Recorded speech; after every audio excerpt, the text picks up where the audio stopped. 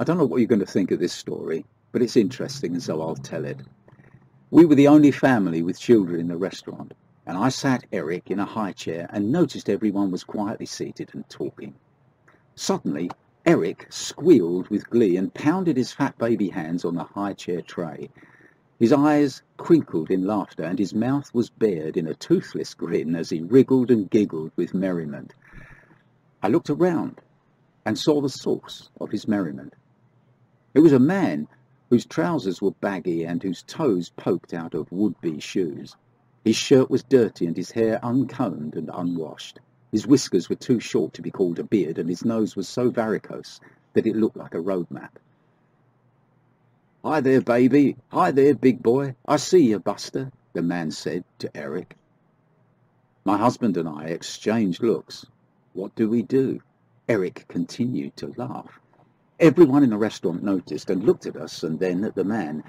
The old geezer was creating a nuisance with my beautiful baby. Our meal came, and the man began shouting from across the room. "Dear patty cake, do you know Peekaboo? Hey, look, he knows Peekaboo." Nobody thought the old man was cute. He was obviously drunk.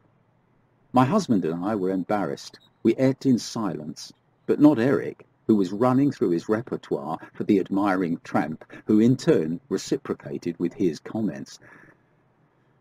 We finally got through the meal and headed for the door. My husband went to pay and told me to meet him in the parking lot. The old man sat poised between me and the door.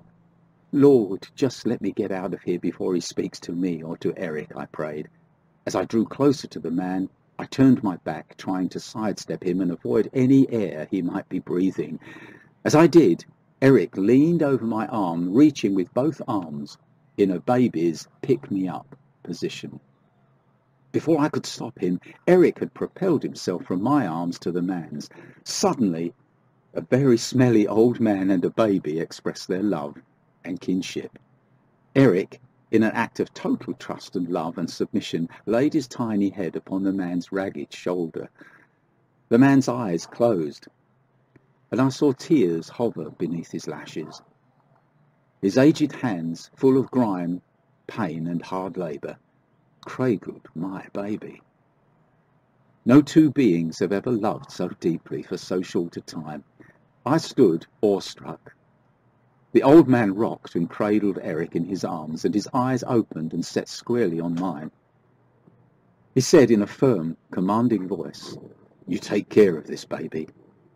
Somehow I managed, "I will," from a throat that contained a stone. He pried Eric from his chest, lovingly, as though he were in pain. I received my baby, and the man said, "God bless you, ma'am. You've given me my Christmas gift." I said nothing more than a muttered thanks. With Eric in my arms, I ran for the car. My husband was wondering why I was crying and holding Eric so tightly, and why I was saying, my God, forgive me." I had just witnessed Christ's love shown through the innocence of a tiny child who saw no sin, who made no judgment. The child saw a soul, and his mother saw a suit of clothes.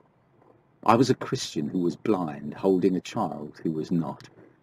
I felt it was God asking, "Are you willing to share your son for a moment?" When he shared his for all eternity. The ragged old man, unwittingly, had reminded me, unless you change and become like little children, you will never enter the kingdom of heaven. Matthew chapter 18, verse 3. That's a strange little story, and I don't know what you make of it, but there's a lot of truth there, you know.